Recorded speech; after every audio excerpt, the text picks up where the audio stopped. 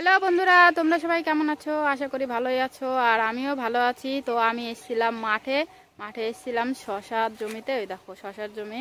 তো আমাদের শশা গাছ নষ্ট হয়ে গেছে। ওই দেখো দেখতেই পাচ্ছ, জায়গায় জায়গায় শশা গাছ নেই, আর পাকা পাকা হলুদ পাতা হয়ে গেছে। সব পাতাগুলো হলুদ হয়ে গেছে, একদম পেকে গেছে পাতাগুলো। আর আমি এসছি শশা তুলতে। এই দেখো এই কটা শশা তুলেছি, মানে এতখানি জমি ঘুরে তারপরে এই কটা শশা তুলেছি। তাও যাই হোক তুলেছি শশাগুলো, তো তোমাদেরকে দেখাচ্ছি কেমন শশা হয়েছে। গাছ নষ্ট হয়ে যাচ্ছে, আর একটা শশাও ভালো হয়নি। তোমাদেরকে দেখাচ্ছি শশাগুলো। এই দেখো সব শশা এরকম হয়েছে।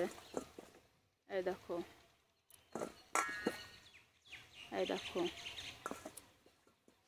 আর তোমাদেরকে দেখাচ্ছি শশা ভেঙে ভিতরে কিরকম হয়েছে।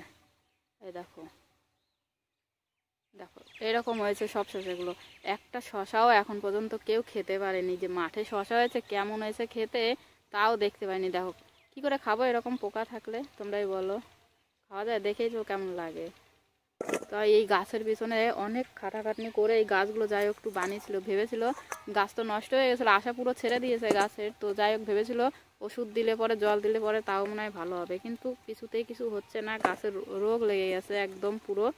তো এখন মন খারাপ হচ্ছে, কি করব, কিছু করার নেই। দেখো এতগুলো শশা, এই পুরো মাঠটা ঘুরে এতগুলো শশা পেয়েছি, একটা শশাও খাওয়ার মতন নেই।